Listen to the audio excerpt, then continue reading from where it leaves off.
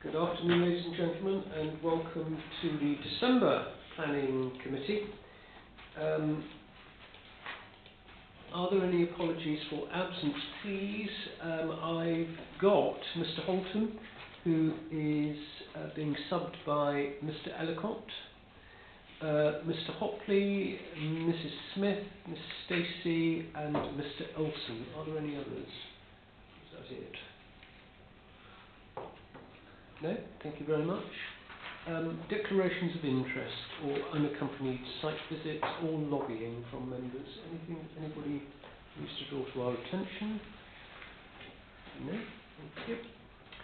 So, the minutes of the meeting held on the 4th of November have been circulated. May I take them as a true record, please? Yes. Yeah. All those in favour? Any against? Thank you. Matters arising, page 1. Page 2. Page 3.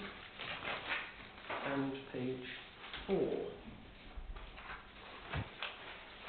Right, thank you. We have one public speaker and one table item which we will deal with, if we may, when we get to those relevant items. Thank you.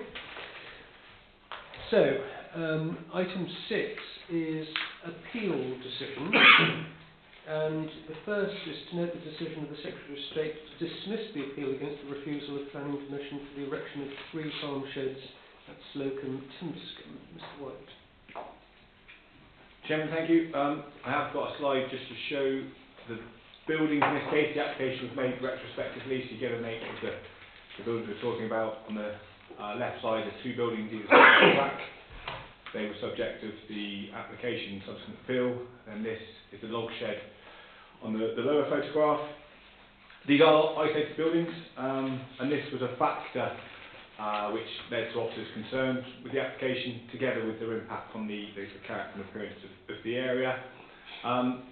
Those issues were, I guess, taken forward by the inspector as the main issues in the application or the appeal, and were the basis for dismissing the appeal. The holding in this case does extend to approximately 30 acres of woodland, and there's also about 35 acres of grassland. So, you know, around 60-65 acres of land holding, and these would be, or other buildings that serve that holding. It's not a particularly visible site from close quarters, and that's been picked up through the appeal. However, at paragraph 9, you'll see the inspector found that development would undermine and diminish the remote, undeveloped character of the area, and that was a significant issue against the proposal. And also of interest, I think, at paragraph 13, the argument that the buildings could be made mobile, certainly the log shed, that building to the right-hand side, was put forward by the appellant, but that was fairly swiftly dismissed by the inspector as an argument in favour of the scheme, simply because that wasn't the proposal in front of them, and they're only obviously charged with making a decision on the application before them. The inspector was also not convinced that there was a justified agricultural need or functional need for the buildings on the evidence presented, and as a result, consequently dismissed the appeal.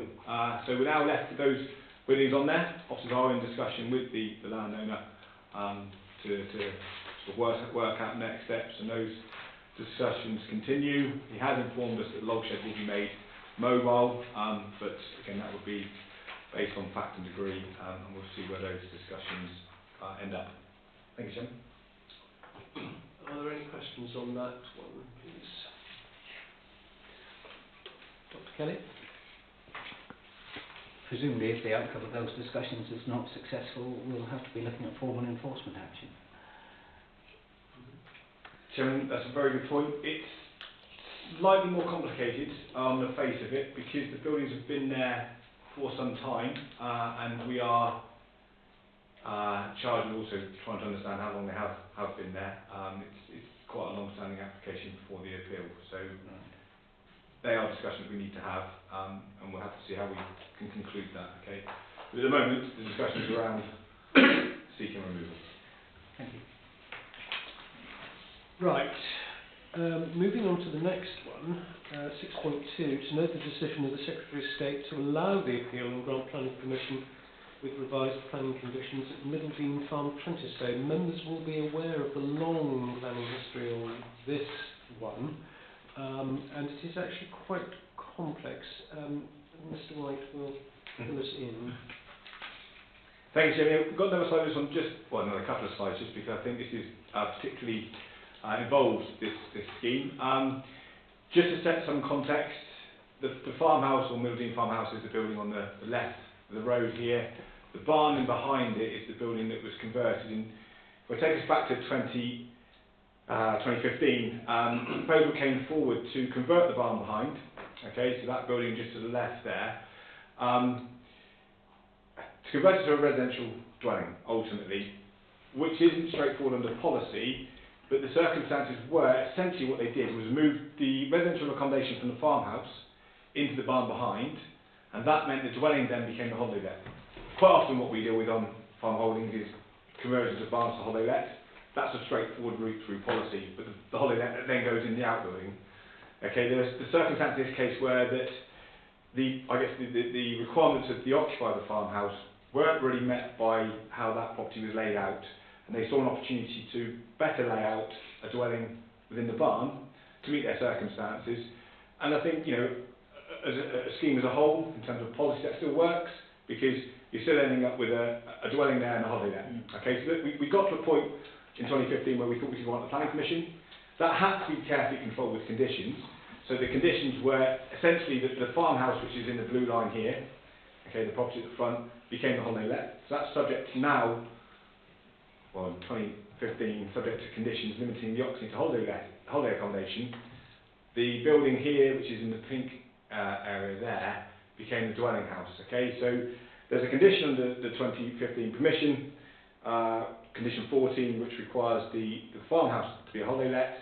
And because of close proximity of the two properties, you know, they've got elevations very close to each other here and here, we wanted to ensure that they were retaining the same ownership, so the owner of the barn managing the holiday let has some control over that to protect their amenity.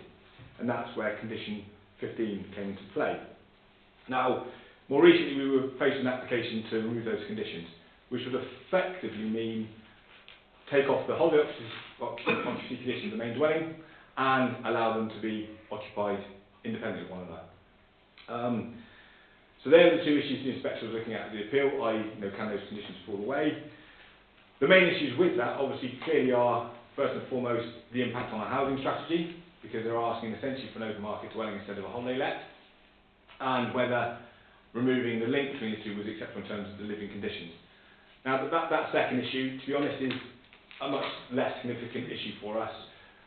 The inspector considered actually that can be dealt with and happy for the conditions to be removed. The removal of the holiday occupancy condition is a much more significant issue for us.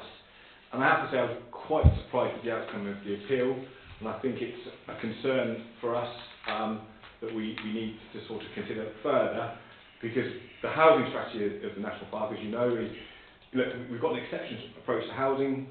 The primary purpose of delivering housing in the National Park, which we wouldn't normally do, is to ensure we're delivering locally affordable housing to meet the communities within the park. Okay? What we end up here with this appeal decision would be an open market dwelling, okay, which really we don't see of any benefit to local communities. It's not addressing our local housing shortage of affordable dwellings, okay? So there is that concern. What I am surprised about is the inspector, when they look at the policy HED 13 in particular, considers it complies with the policy. That's where I think the concern is, because I think there's an issue around interpretation of the policy. I think I would understand it more if they considered it didn't comply, and then for other material planning considerations came to a view as to why it might be acceptable. But they've come to the view that it complies with the housing strategy of the park. I'm pretty sure if the appellant was sat here today, they'd also be quite surprised by that decision. I think they didn't see them necessarily classified that policy, but they were arguing other bases as to why it should be granted.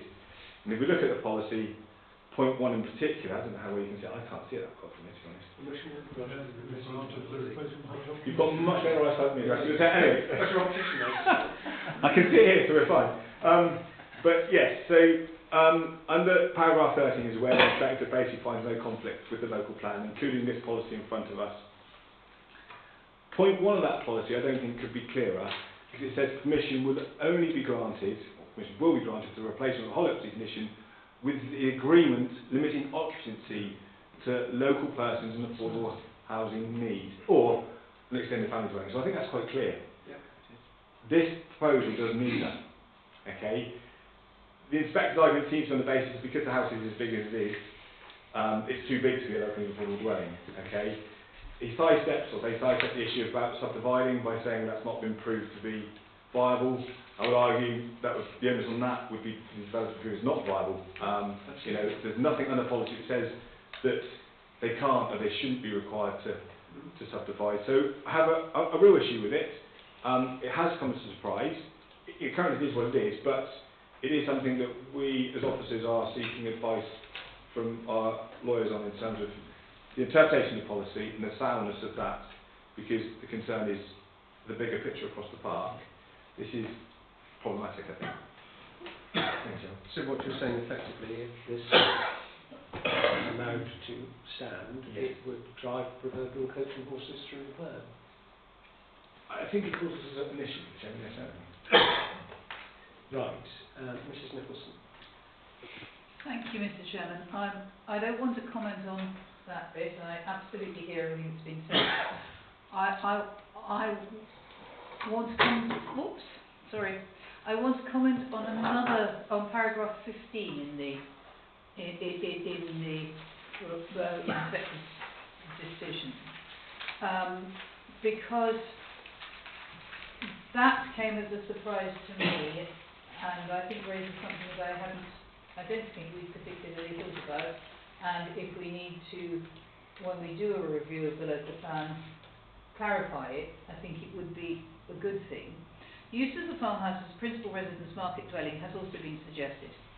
That said, under policy HCS4, the site is not within an acceptable location for this type of accommodation, such as a local service centre or village. Accordingly, a condition limiting occupation as a principal residence would not be justified to ensure compliance with the ELP. Now, my understanding of the principal residence was that we really were quite keen that it should apply to anything and everything within the park that happens to escape the affordable local needs condition. And this is suggesting we can only insist on a principal residence if it's inside a settlement, and I don't think we intended that when we worked through that part of the plan, and I think we should have it as a marker for looking at again and seeing if we can make it apply in a wider sense. Whether we have to review the plan. That is, of course, if the inspector has interpreted that as well. Well, yes, indeed. Thanks, Jimmy. I mean, simply the plan is all about delivering locally affordable housing, and in the circumstances where we're not delivering locally affordable housing, it's through cross-subsidy to deliver locally affordable housing, and that's where the principal residence requirement comes in, isn't it? But yeah, we'd like it to be anywhere. Yeah, I mean, providing it delivers. Provided it delivers, then let's have it for. Let's not have a sign we can't have it. No, and I think the issue ultimately is it should be locally affordable dwelling. We then wouldn't be having a debate whether it should be principal or not, because it shouldn't get that far. No, I take that. Yeah. I think there is, Mr Chairman, a further debate, which I will lose, which is that there is a real problem about housing on Exmoor, particularly for young people, and not all of them who live and work here would qualify under the local needs affordable, but they still need to find themselves houses, and it is very difficult to do so. But I know that that's an argument which I'm going to find it hard to win. I don't know about that, Mrs Nicholson, but maybe an argument that we can take elsewhere. Yeah, indeed. But it was brought up. Yeah. Dr. Kelly.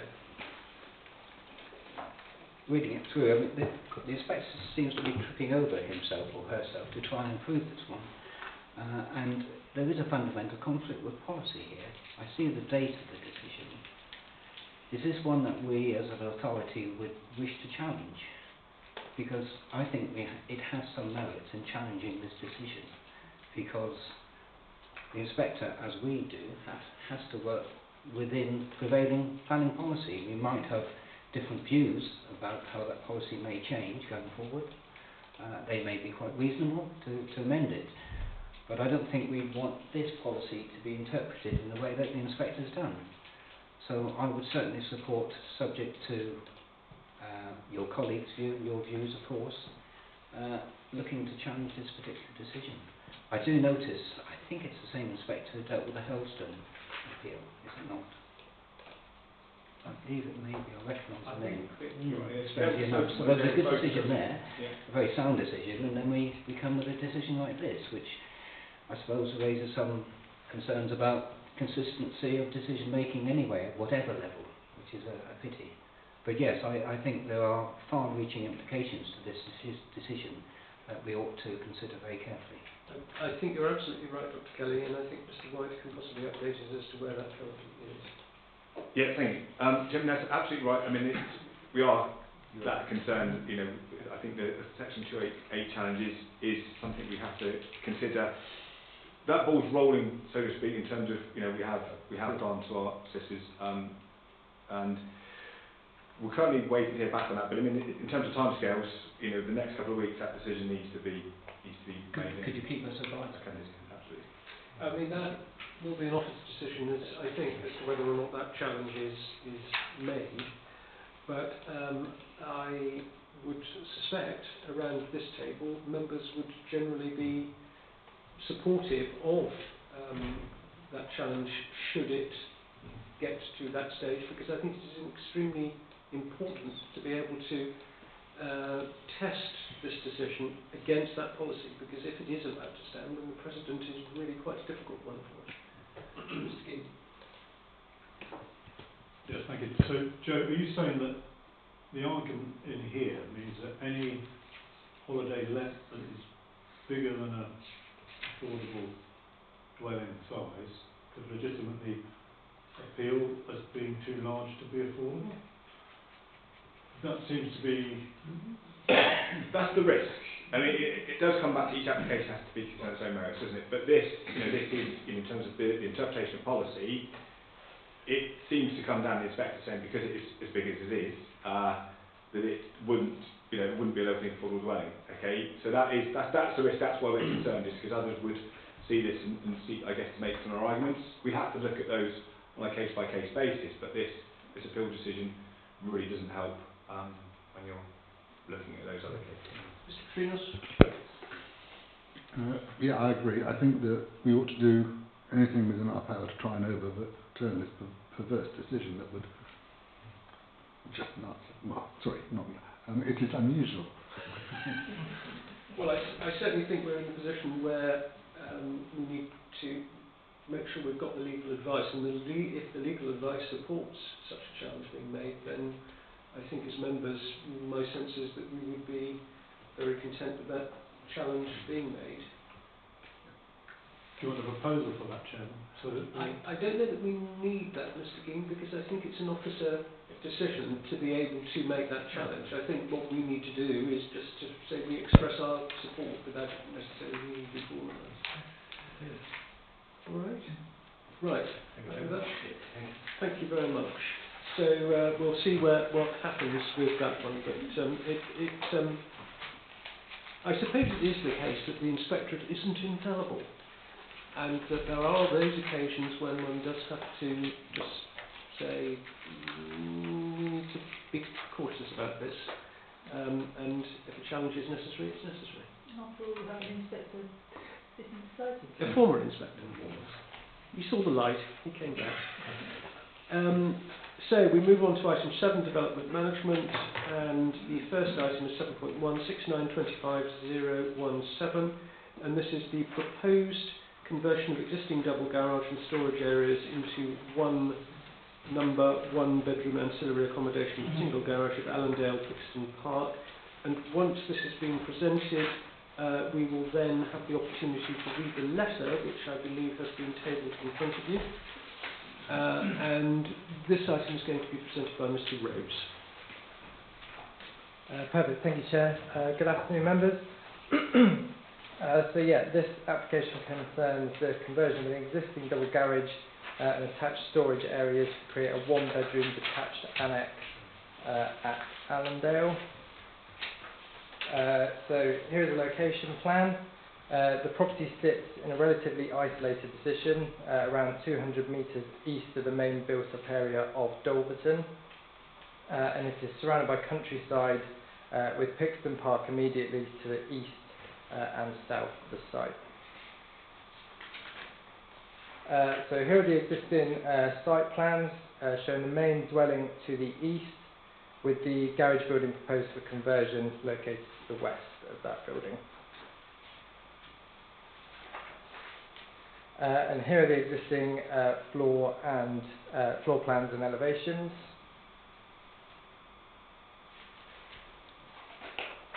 And then here are the proposed floor plans and elevations. The proposed materials include painted render and areas of exposed brick, with the existing wooden garage doors retained. The roof will be finished in a man-made slate, and the windows and doors would be aluminium framed. Moving on to the site photographs, this image shows the principal elevation of the existing property. And these are the existing garage buildings to be proposed for conversion. This photograph is taken outside of the garage building, facing north, and you can just about see the edge of the property known as the Allendale, to the right-hand side of the image.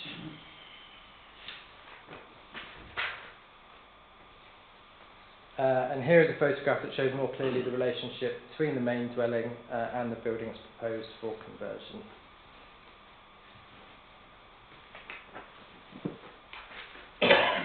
So the key considerations in this case relate to the principle of the development, its impact on the character and appearance, neighbouring amenity and ecology and biodiversity as outlined within the officer's report. Having assessed these matters in full, officers consider that on the planning balance the proposal does not accord with the policies of the local plan and therefore recommend that permission be refused for the reasons set out within the report. Thank you, Chair. Thank you very much, Mr. Rose. So we'll pause to give members the opportunity to read the letter.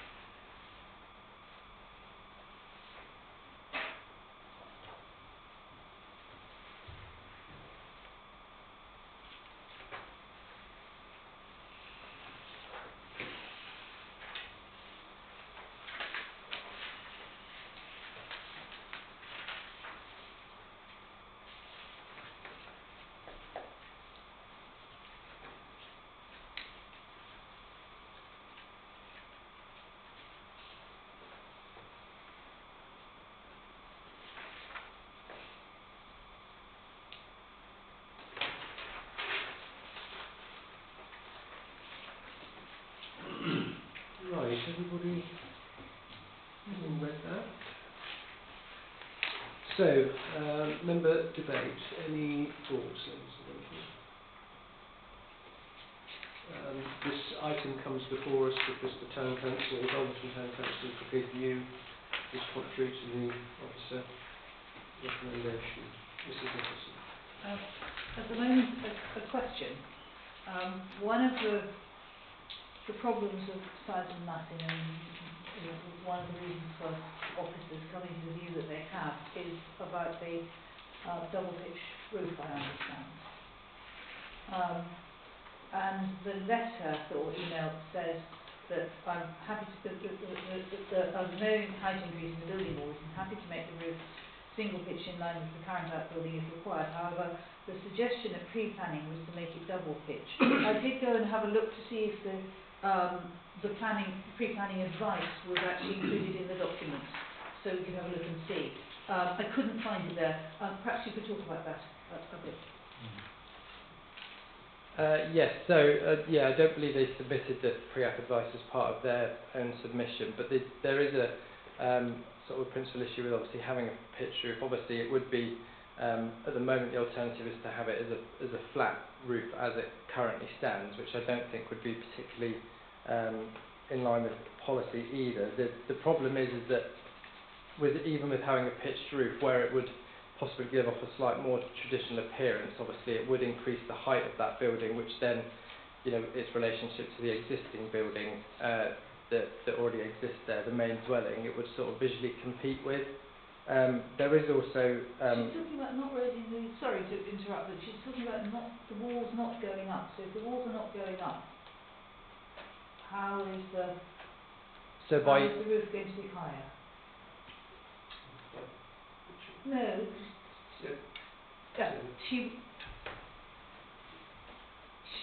Her letter says she was advised to make a double pitched roof. She would be happy to have a single pitch one, and she's talking about no height increase in the walls. If there's no height increase in the walls, then presumably it is at the moment a single pitch roof, and that wouldn't change. Have I completely misunderstood what she said? Well, I took it that what she meant was that the main walls wouldn't be raised. There'd obviously have to be a gable to support the double pitch. Or the pitch roof. But you were saying, Mrs. Nicholson, that the height of the walls is not being raised. But you would have to raise the height of the wall in order to make a gable. But she is saying she would have been happy not to, and she was told to do so. Indeed. And are we saying that actually this really ought to go back to sort this particular issue out before we consider it?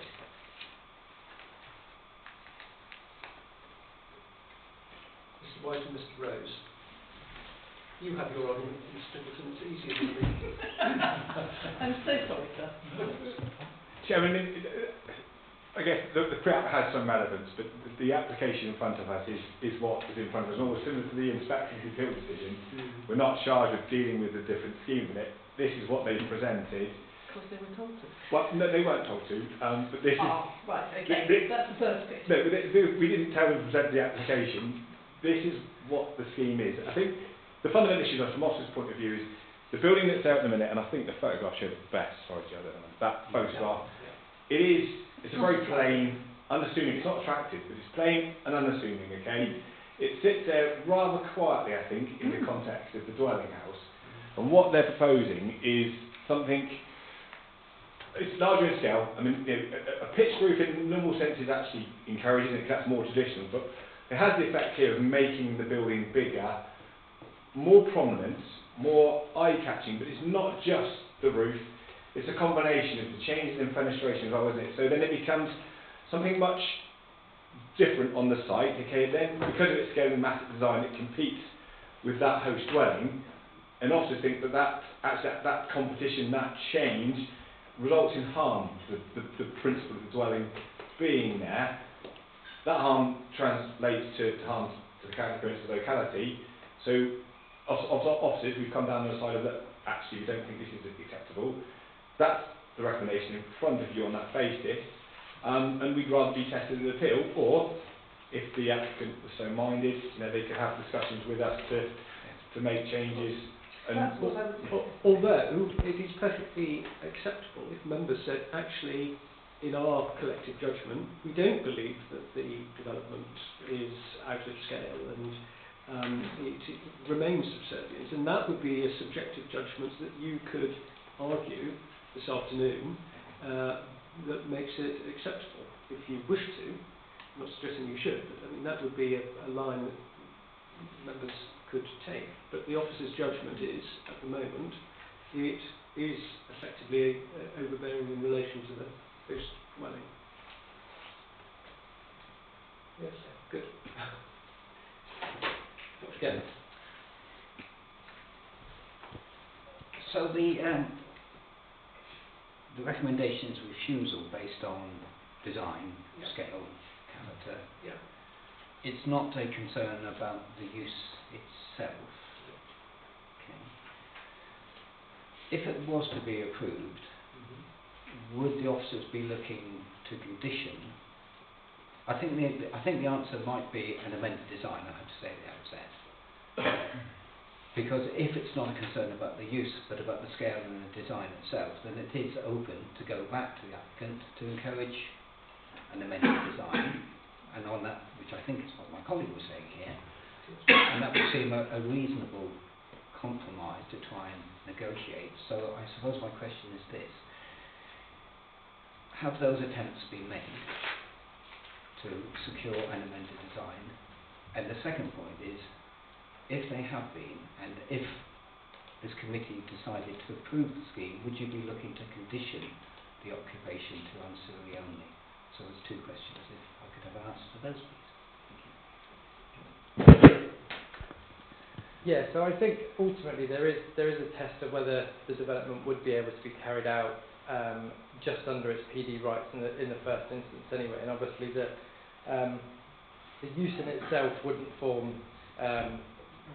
need permission, but obviously any external changes to that building would need permission in itself. And obviously there is within the report a section that covers whether they would actually be able to carry out their permitted development rights in the first instance in order to make it a habitable building, and that is a building that would require in any case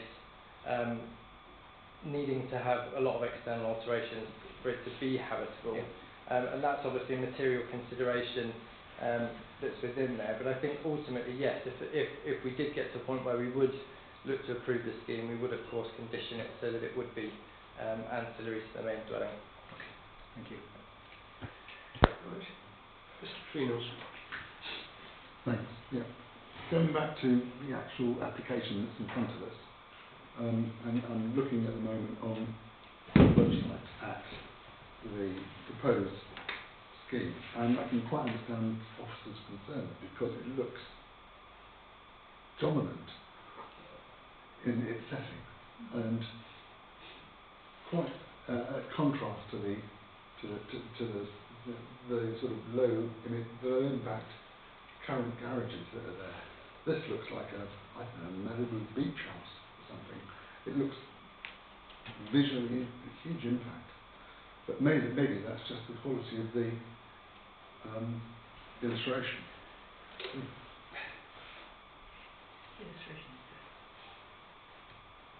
Dr. Kelly would like to come back. I would move that we defer this to secure an amended design. I would second that. Would you rather it was 10-9? However, Mr. White. Only really that, we've been in the application a little while already. Often from an officer's point of view, it's better to have the application determined. Okay, the applicant then is clear. They may not want to amend in line with what members may be thinking. This is the scheme we're asked to determine. I'd rather come to a view on that, and if it is refused, officers will happily speak to the applicant. They would then need to make another application, but that reflects the work that officers would be doing. That might not then need to come back to committee.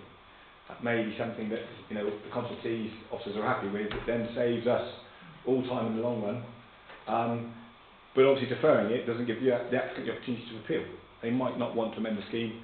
They might want to test the appeal. They may want to submit another application and do both, and then choose whatever the outcome might be from thereafter. Dr. Kelly, weighing up those possibilities. I am, yes. I'd still like to test that particular resolution, and if that falls, then I think I know it's go. Okay, so we could defer it for further negotiation with the applicant. We tend not to do that, but we can do that. And then If that succeeds in producing a better design, well then so be it, and then that could be tested at committee in due course.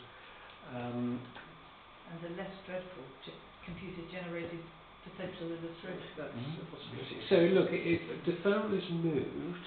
Is that seconded? Right. Is there any debate on that, please? Can I ask Yes, a question? right. Go. So, I'm right to understand that we could refuse this here now. If the applicant went away and said, right, we use the same pitch roof, same footprint, they do under permitted development. And I guess at that point, we lose any say over the development. Is that correct? So I think, as I say, in terms of this to be considered a material fallback position in terms of what they can do on the permitted development, there is a test of whether that can actually be carried out in reality. So in this case, obviously there is the existing building which they could move to make ancillary accommodation, i.e. you could put bedrooms, kitchen facilities, whatever within that building. But that building would have to have material changes in order for that to be able to take place, and obviously that's the material consideration here is to whether or not they could do that. I think any scheme that they would put forward, I think my point being is that would have to have those external changes made to make it viable. In any case, it's not something that you could just simply convert at the moment purely under PD, because you would have to make it, you'd have to make those external changes for it to be able to do so. And I think, obviously, we've not been challenged at looking at any alternative design in front of us at the moment, but I think it would likely still have that same issue around the overall size, footprint and height in terms of if they put a pitched roof on it again. So I think it's probably highly likely we would have the same issues come round again, but obviously that's without prejudice to seeing any forthcoming design. Is it also a concern with the design, the quality of the materials, obviously an issue at this stage? The trees, we think, potential issue. Again, they could perhaps be dealt with. But the materials, again, we have to go back and discuss that. The picture roof and the windows being aluminium, they will have to be addressed if we defer it. Yes, I think, that ultimately that is the case. I mean, if we were in a position where we were looking to support such a scheme, obviously as we've done so in the past, we have conditioned things so that, for example, with regard to the aluminium windows, for example, if we were in a position where we were looking to approve it, we could probably approve it on that basis, subject to a condition with those being addressed so that they're timber or a better suitable material. So, as we are at the moment, I take it that the proposal is to defer in order to ascertain whether or not it is possible to obtain an improved design, which would also address issues of massing and overall appearance, but also to get more arboricultural information, which is the second reason for refusal. Okay. Yes, I'm happy with that, Chair. What I would say is, although each determined on its own merits, if this deferral doesn't result in an improvement and addresses the reasons for refusal, and whilst I can't forecast what I'm going to say on a particular day, but my inclination would be that I would be looking to go with the officer recommendation if this has not been properly addressed. Well, the deferral gives the opportunity for those things to be addressed, and we'll have to see whether or not they are. So I understand a bit more difference between a referral and us saying, no, this design isn't right, we need a new design, which obviously is a normal process, but we're saying we don't like the design, but we're not going to turn it down. And they get an We're opportunity going to defer it in the light of what you... In order for the applicant to come change forward the with design. an improved design. Precisely. That are more in line with the concerns of the officers, as expressed in this. So ultimately we're saying we don't like this design, but we're not Because she we're has not saying we offered don't. to change it. It's not our business to prescribe what the new design should be. No, but we don't like this design. Yeah, is that clear? Right, I'm going to put it to the meeting then. May I see all those in favour of deferral? Right, that's Those against deferral? 3. Okay. So we will take it that that then stands deferred. And that will be brought forward to the next nearest convenient meeting, having attempted to obtain those bits of information. But are you happy with the reasons for deferral? Yes, Chairman, thank you. Okay, thank you very much. We'll move on then, if we may, to item 7.2, which is 624-25003, proposed conversion of redundant agricultural barn to a camping barn for non-service holiday let use, together with replacement of existing store to proposed oak frame bin, bicycle and wood store at Manor Farm, Began, Hewish, Washington. And this again is presented by Mr. Rose. Thank you, Chair. So, this item relates to the proposed conversion of a redundant agricultural barn to a camping barn at Manor Farm. It also includes the provision of a new bin, bike and wood store. So here's the location plan. The application site comprises a traditional group of former farm buildings on the fringe of the hamlet of Began Hewish within the parish of Nettlecombe. Here are the site plans. The plan on the left shows the proposed sewage treatment plant and its connection, and the plan on the right shows the visibility displays when exiting onto the public highway. So here's an aerial photograph for additional context of the site. And here are the existing floor plans on the left and the proposed layout on the right.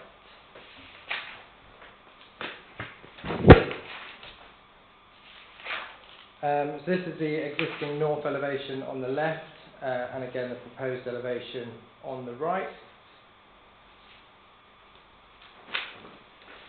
And again with the east elevations. There are quite a few plans to run through, so if it's okay with everyone, I'll run through these relatively quickly. But if members want me to go back to any particular drawings during the debate, I can obviously do so. As before, all of the existing elevations are shown on the left and the proposed on the right. So here's the south elevations,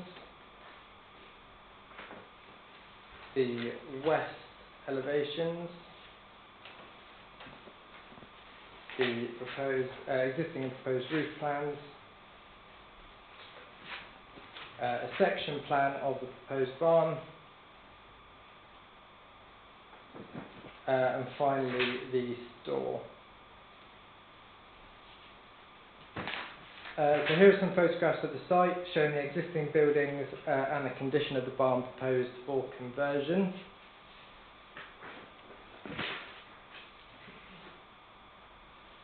And these photographs, have been edited to give a visual impression of the completed development. The proposal includes a core 10 standing seam roof to replace the existing corrugated metal roof, repairs to the stone and cob walls using local materials, and a new metal framed glazing within the existing openings. The 2 new window openings are also proposed, each shown as fixed metal framed double or triple glazed units. However, officers consider that these new openings should use more traditional timber frames, and we are recommending a condition to secure that. The scheme also includes a small oak framed bin, bike and wood store, again with the core 10 roof replacing an existing structure of a similar size. So the key considerations in this case relate to the principle of the development, the design and use of materials, character and appearance, neighbouring amenity, ecology and biodiversity and highway safety as outlined within the report. Having assessed these matters in full, officers consider that on the planning balance the proposal accords with the policies of the local plan and therefore recommend that planning permission be approved subject to the conditions set out within that report. Thank you, Chair. Thank you very much, Mr. Rose. We have a speaker on this item, Mr. Wyndham Ashworth. So, Mr. Wyndham Ashworth, if you'd move forward to that seat. Thank you, Chair. Thank you. And just push the button on the top there, and then we'll have 2 minutes from when you start to speak. Thank you, Chair. Members, good afternoon. At heart, this application is about saving a redundant historic Exmoor barn by giving it a suitable new use. As a senior heritage officer has highlighted, without reuse, the building will be lost. In 2020, I held a parish open day on site, attended by many neighbours, including 3 parish councillors, and as most neighbours say, they support the principle of reuse. Over the last 5 years, I've worked openly and collaboratively with them to help them choose their own preferred form of reuse. So I presented detailed proposals including a local history centre, subsidised craft workshops and a village hall, all schemes designed to benefit the local community and all rejected by them. I've asked for suggestions for reuse and none has been forthcoming. So a camping barn is not the first reuse proposed. It's simply the last viable option supported by policy, though happily, as I think you've seen, with the lightest intervention from a conservation perspective. In an exhaustive pre-app phase, every detail of the proposal was rigorously tested and modified to ensure its compliance with each applicable national and local policy. It's perhaps no surprise, therefore, that wherever the parish council and neighbour representations touch on material considerations, none has been deemed by officers to carry material weight in the planning bounds. The officer's report makes clear that my neighbours' very understandable concerns had been anticipated, were already addressed in the application and secured by onerous proposed conditions. The park's heritage, ecology and planning officers have no objection. I entreat members to save this historic barn by supporting the case officer's recommendation to approve the application. Thank you. Thank you very much, Mr. Wyndham Ashworth. Thank you, Chair. Thank you. So we move to member debate. Who would like to begin? Mr. Gray? Not at this point. Would you like to begin? I was thinking of putting my hand up, yes. Well, I obviously telepathic to the degree that you looked as though you were about to. So Yes, I mean, what comes to mind, 2 things come to mind. First, and I think the idea of keeping the building in economic use, I suppose, or to support the economics of the owner is very important. And it's interesting to hear that this is the last of the list. So that's why we've got the camping barn. I also note the comment from the parish council that there are too many unanswered questions at this time to support the application.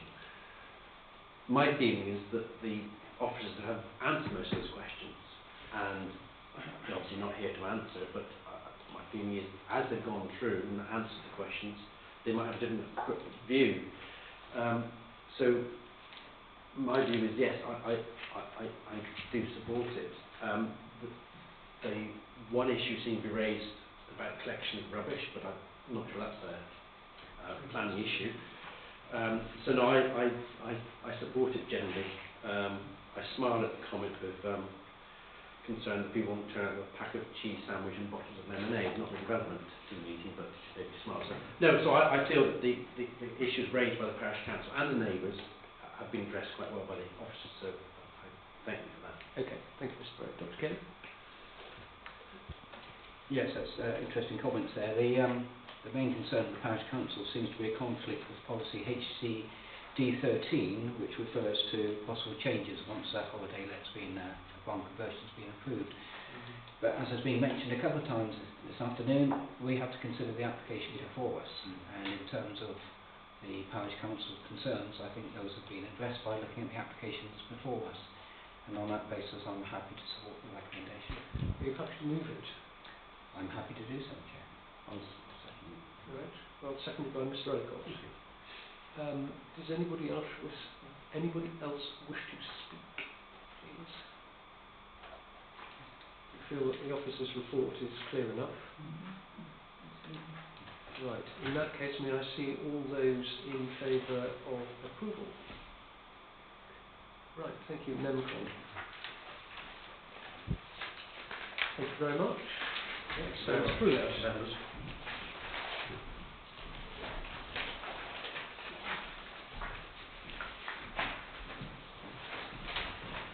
So, item 7.3 is proposed conversion of part of barn to residential holiday unit retrospective, applicant 20 Paracombe. This is 62 25003. This report begins on page 41 and it is going to be presented by Ms. Thank you, Chairman. Good afternoon, members. This item relates to a retrospective application for a holiday let at Glebe Farm, also known as South Dean Farm at Trentstone. The application building, access and parking. The building is outlined. The building and land is outlined in red. The southern half of the building, just outside of the red line, is the subject of a separate application for a local needs affordable dwelling.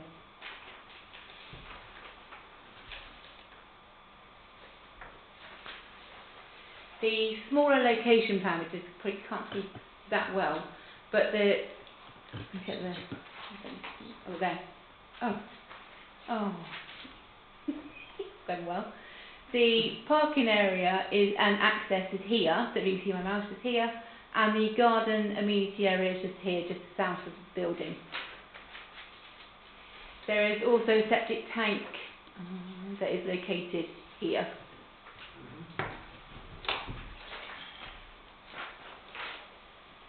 The application building is a former agricultural storage building that was derelict.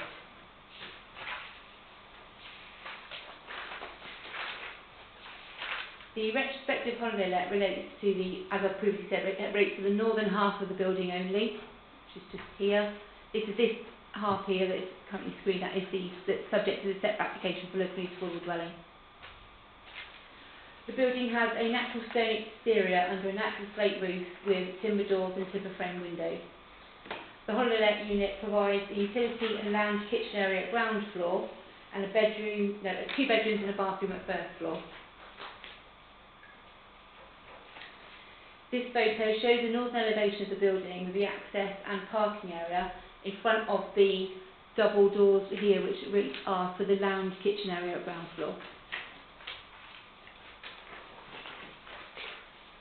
This photo shows the northern and western elevations of the building with the public highway just running to the west, which is just to the right hand side of the photo there. Members will note from the report that officers consider that the proposed development complies with the relevant local plan policies, and the application is recommended for approval. Thank you, Chair. And just to be clear, this is retrospective. We don't have any public speakers on this item. Mr. Eastdale having left. Members. Dr. Kelly? Looking at the parish council comments, I'm not sure that there is actually a great deal of substance to that, because it refers to the objection there is no identified local needs for this property, but it's nothing, as far as I can see, to do with local needs. And the second point, the parish council would support the planning officer's recommendation following the local planning policies, which the officer's recommendation does. So on that basis, I don't see there's any conflict or any reason to disagree with the officer's recommendation. Indeed, and it is fully conditioned. Mr. Tremus. Yeah, I mean, I trust it with Dr. Kelly, but the thing that struck me as odd is it's the reason that it isn't dealt with as an application together with the other part of the house, because this is retrospective. Both are retrospective.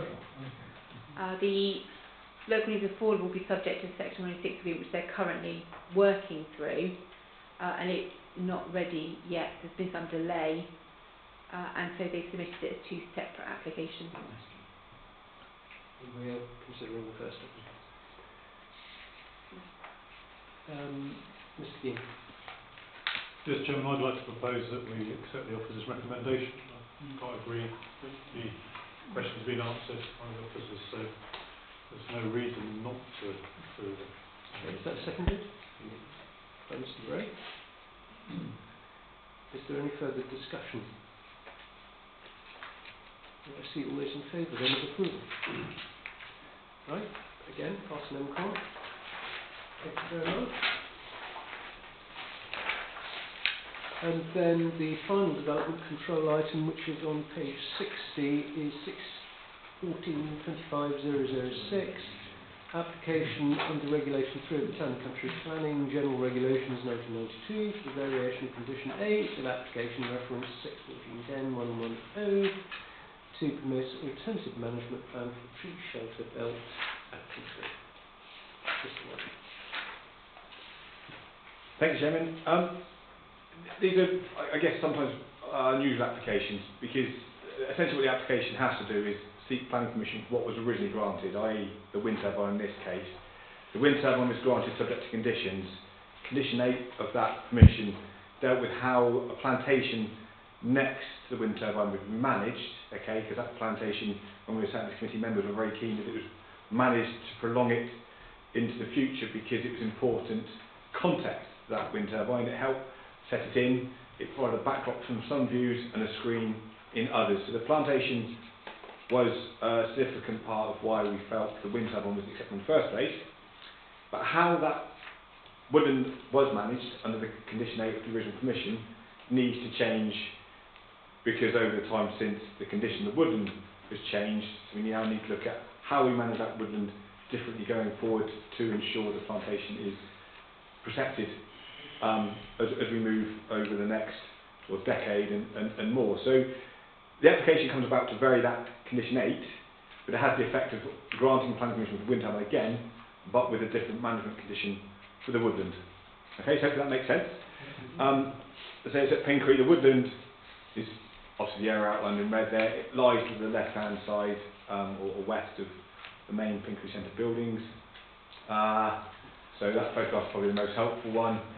So you see the Pin Creek Centre buildings here. This is the plantation.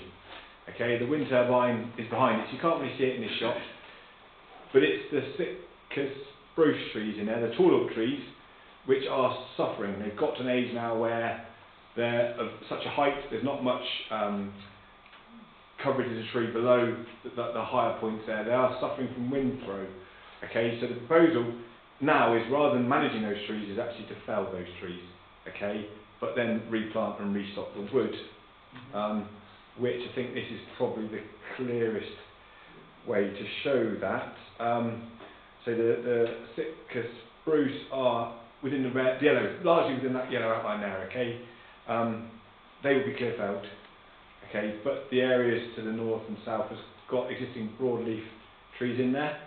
They will be retained, protected, so that plantation would still be there. And there would be a new hedge bank, which is this orange dotted line around the edge, which would also be planted. That helps to provide some shelter for the new trees that are planted as well, so they can sort of, I guess, get going a bit quicker and become an effective screen and tree shelter belt going forward. This area to the north would also be planted in terms of the understories to bulk that up, and then there will also be some planting in the area below as well, replacing some of the spruce trees which are within there. Okay, that's a closer shot of the woodland. There is 38 Sitka spruce trees which would be felled. Okay, they'll be felled in one go and replanted in one go as well during the winter. And then going forward, as I say, it's in a case of replanting, restocking, mostly with broadleafs, but obviously with some Sitka in there as well, and planting a new hedge bank. And that would all, if you like, happen in the same winter. So things can get going quite quickly. You will see the recommendation is to approve the amended landscape management plan. The recommendation set out on pages 66 and 67. You'll see the conditions are they're repeating some of the conditions from the original planning commission as they need to, because this would effectively be a new planning commission for the wind turbine.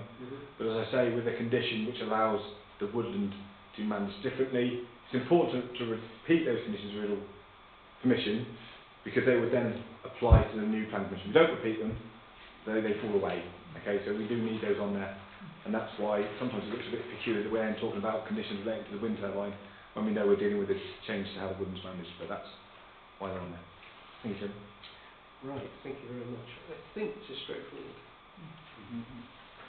Maybe one where members don't feel they need to add anything to the very full officer report.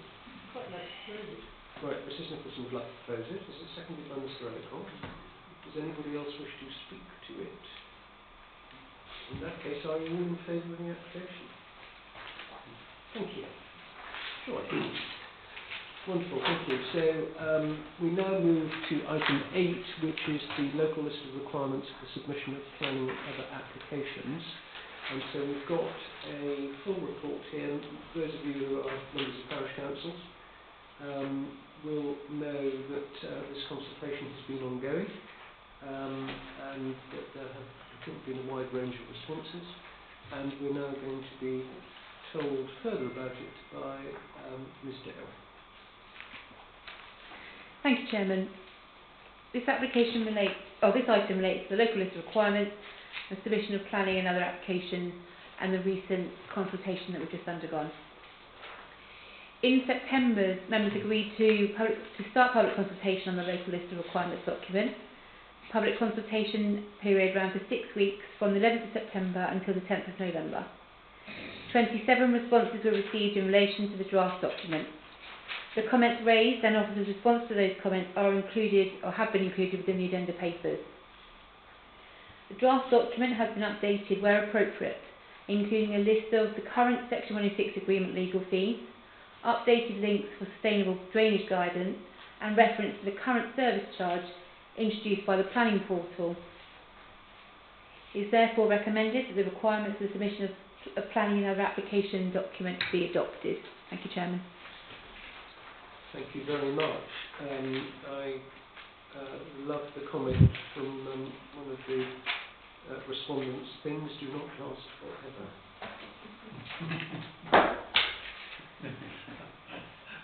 Even National Park Planning Committees. Members, any views on the attached document? Dr Kelly, you must have seen many of these in your time. I've seen many of these. It's no more complicated than many others. And the responses to the consultations are very clear. I would be happy to propose that we adopt it. Okay. As it stands. That's seconded. Does anybody wish to add any comments to that? Particularly those of you that had the opportunity of discussing these in other fora. Mrs Nicholson. I just wonder whether it would be useful to add to it that if pre-application advice has been given and put in writing, it should be form part of the application.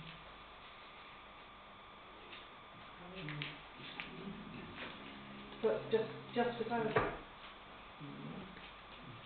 The only thing with that, Chairman, is if they didn't provide it, I wouldn't want to invalidate an application until they had.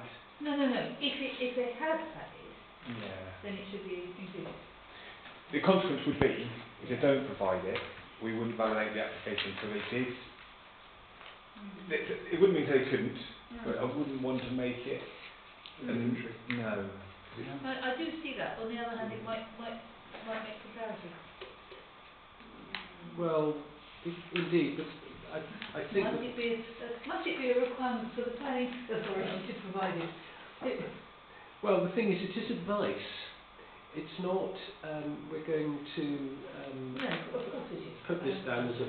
Yeah. And so, therefore, making it part of the formal application on the basis that it is just advice might be a step too far. And of course, it is up to the applicant to take a view about whether or not they wish to allude to it. There may be a sort of informative, rather than saying you've got to put it in, but pre-application request should, just a note saying quite helpful to put it in with your application. I mean, one hopes that the point of advice is that it informs the application. and the application is better as a result, so that we don't necessarily have to see what the advice was. They should have taken note of it, and their application was sharper as a result. Dr. Kelly. Just the point that the application form does have a standard question. Have you entered into pre-application discussions with the authority? So there is the opportunity for the applicant to draw attention to that, and then the case officer should reasonably refer to that pre-application advice. So it is already embodied within the application Right, form. but then the encouragement is to the case officer to... Yes, that's Yes. the intention. That's fine. That's a good point. But interesting point. Mr. Petrinus. Yeah, I'm kind of against it because it would be seen by applicants as putting pressure on them to get advice and therefore put their hand in their pocket for something else, and they might already be feeling financially strapped. These guys are dastardly plotting the national park to get more money. Well, maybe then the best thing is that the fact that they draw attention to the fact that they've had that advice on the form is an indication to case officers that they should bring this up in the report. Yeah. That's the point, isn't it? Right, any other points on the statutory list, the list of requirements for the submission of planning and other applications? Right, may I see all those in favour? Right, thank you. So they stand agreed. Item 9 is the schedule of Section 106 agreements. So this is our usual update on those. Mr. White. Chairman, it's not. I don't think there's anything really for me to add to the update comments in the columns on the list there. I did speak to our lawyer on Friday, and that essentially is as it is at the minute. We're waiting here back on the. I guess it is a little bit disappointing from my point of view that some of those haven't been resolved by now. I was hoping they would have been, particularly one in Paraffin, because there's been some pressure on that for a while to see it resolved, but we need that agreement to come back so we can finish the case.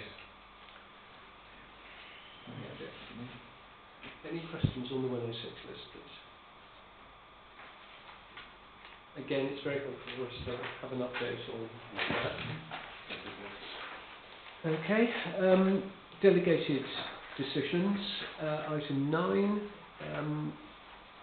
no, 10, item 10. So we'll go through this as usual page by page. Is there anything on page 1 that members wish to raise, please?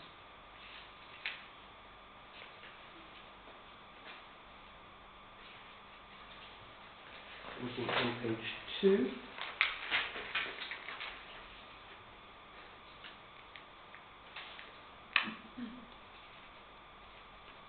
Anything that you want to draw attention to, Mr. White? Mention the export youth hostel application, Chairman. Second, third one down the list when I look at it. It's just a good scheme, really. I think it's got this, it's a flat roof, isn't it, extension at the back of it, which is not that appealing. I think it's fair to reflect, but they've come forward with a scheme to change its design with something much more in keeping, so it'd be quite nice to see that come forward. Lovely to see that change. Yeah. Correct me if I'm wrong, that's an interesting site anyway, because a youth hostel is a sui generis planning use, and so it's not necessarily a straightforward set of planning rules that would apply to it. Would that be fair? I think so. So it's been quite a complicated, there's quite a complicated planning history there, and a series of discussions and negotiations. I'm very pleased that there does seem to be a positive outcome now on that. That's right. Why is it more complicated than youth hostel? It's a one-off planning use, so therefore it means that you can't necessarily convert a building in the way that you'd want to.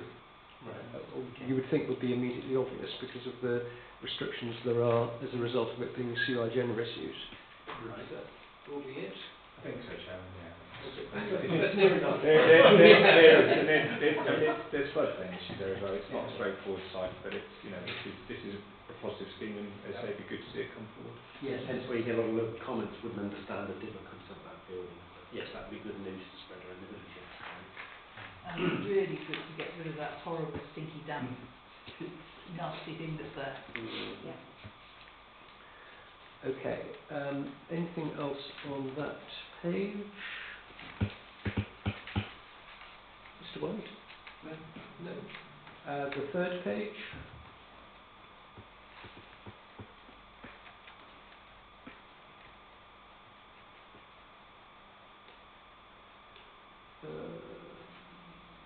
A lot of work going on at St. Britius Church Park,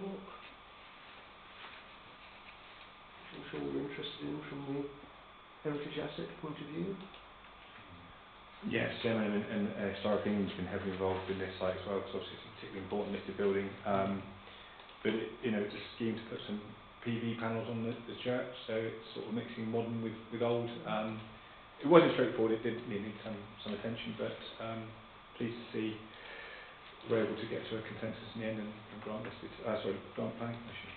The one at the bottom there was withdrawn. Yes, and that's correct. A fresh application is now back in for that, so hopefully that will be resolved. It's another site with quite a lot of planning history there, a few changes, and then changes on top of changes, which always is challenging sometimes in terms of trying to understand the detail. But I think the fresh application we've got should be much clearer in terms of what's proposed. It's actually quite limited changes, so hopefully that will go through in due course without too much problem. Actually, it's just maybe come back to that. And there was one about halfway down on that page, which is prior approval required, GDO 2513 at Within Story. Yes, Chairman, so the prior approval process, this is a proposal for a farm building which is essentially permitted development, but there's a process that the developer has to go through first. First part of that is they have to notify us, give us a 28-day period to consider their proposal. Within that period we can seek to prior approve certain details. We have moved to prior approve those details, so those details have actually been received now, and we're in the process of consulting on that information, and then we'll be able to reach review in due course. Thank you. Page 4.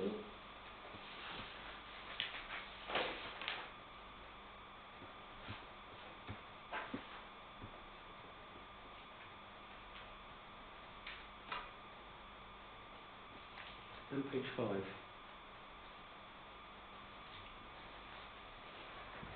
I think it is worth just drawing attention to the fact that in this period, I mean, these relate to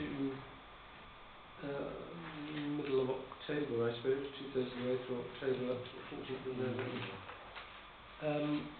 The overwhelming proportion of approvals.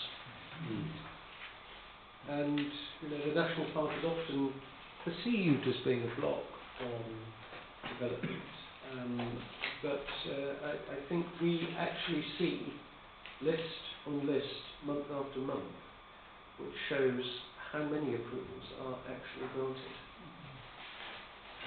But also the speed with which they're being dealt with. I think that's very important for us to note as well. Right, anything else on that? Now, the next and last item, 11, to arrange any site visits agreed by the committee. Now, the reserve date, you will note, is Friday the 2nd of January. It was thought possible that we would need to have a site visit for this planning meeting, but the application, which is Cupcombe, the new developments at Cupcombe, had to be reconsulted upon, but we believe those consultations might be in for us to be able to bring that application to the January planning meeting, which is the following week. We've had confirmation this morning that we will be planning meeting in January.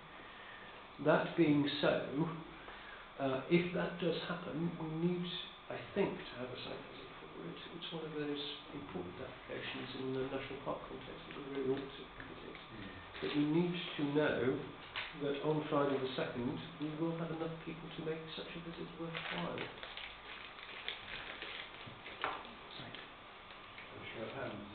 Well, can I just see all those that are here today, and of course we are rather many members, that might be able to do the 2nd? Yes. No, back now. 1, 2, 3, 4. Well, you could, yeah, I've got willing. Okay, so you can be substituted. Okay, so 1, 2, 3, 4, 5. Well, we're 6 then to start with, and notwithstanding those that aren't here that might be able to attend. So I think that would mean that it would be feasible for us to do so. They're normally in the morning, but bearing in mind you might have been drowsing the day before. We may take a lenient view of the slightly later start. We'll have to see.